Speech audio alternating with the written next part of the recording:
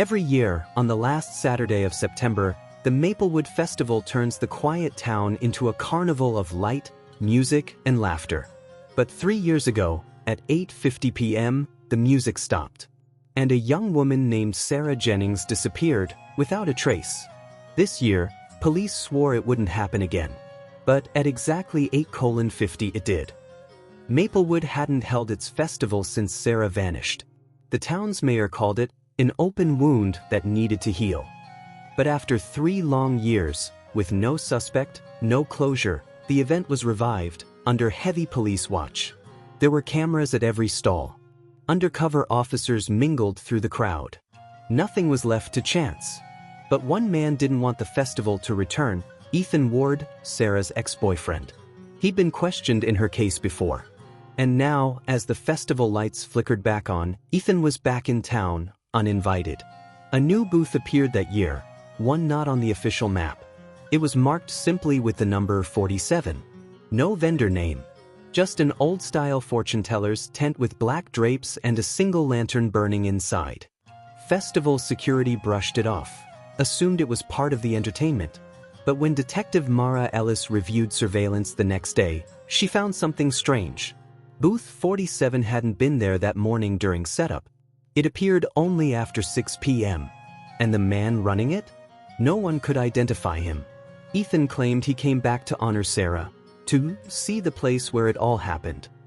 But witnesses said they saw him near the old Ferris wheel, arguing with a woman who looked just like Sarah, or someone dressed as her. Minutes later, the lights flickered. The speakers cut. And, just like before, the festival froze at 8:50 p.m. When the power came back, the woman was gone. And so was Ethan Ward. Detective Ellis accessed security feeds. All but one camera were fine. Only camera 47, pointed at the old Ferris wheel, had been wiped. But tech analysts discovered partial frames buried in the data. At 8 hours 49 minutes and 56 seconds, the camera caught a figure standing behind Ethan, wearing a mask.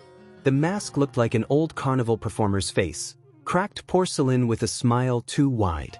Across the forehead, in red marker, was written 47. A week after the second disappearance, Ethan's car was found abandoned outside town. Inside, detectives discovered a notebook filled with numbers, dates, and a single phrase repeated over and over. When the music stops, she listens. Among the pages were sketches of the festival grounds, and circled in red was booth 47.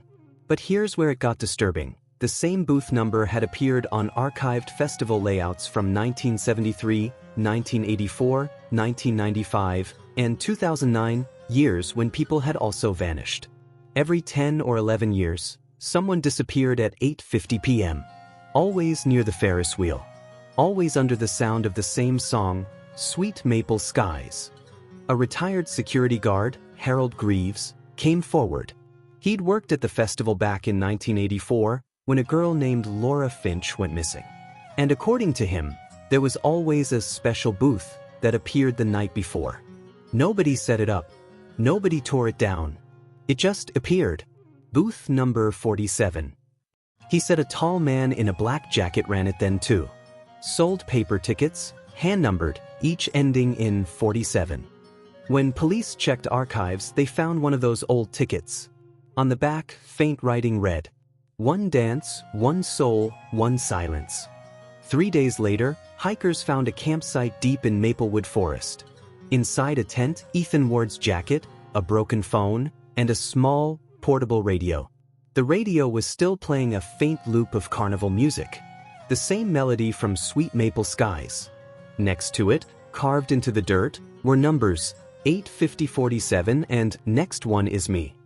DNA tests confirmed Ethan's blood on the scene. But no body was ever found. Detective Ellis received an unmarked envelope a week later. Inside was a single Polaroid of the Maplewood Festival from above. In the center of the crowd, circled in red, was a face that looked eerily like Sarah Jennings, taken that same night. On the back of the photo, written in shaky handwriting, "Not Ethan, not Sarah. It's always 47. And below that, the date. September 28th, the night of next year's festival. Ellis built a timeline stretching back 50 years. Every disappearance, every year ending with 3 or 4, every victim vanishing near the Ferris wheel at 8:50 p.m. She realized the 47 wasn't a booth number, it was a marker. A countdown. For decades. 7 victims. Each taken exactly 10 years apart. Sarah Jennings was number 6. Ethan Ward, number 7. That meant only one thing. There will be an 8th. Weeks later, a local teen posted a strange video online, footage he'd found on a discarded memory card near the fairgrounds. In it, you could hear festival music, laughter, then static. A faint voice whispered through the noise. It's not him. He's not the one. 47 watches from below. The last frame froze on the Ferris wheel lights, forming the numbers 4 and 7. Then everything went black. Clapperboard to be continued. Was Ethan Ward truly guilty, or just the next chosen name on a list that began long before he was born? Who controls the booth that appears only once a decade? And why does the music always stop at 8:50?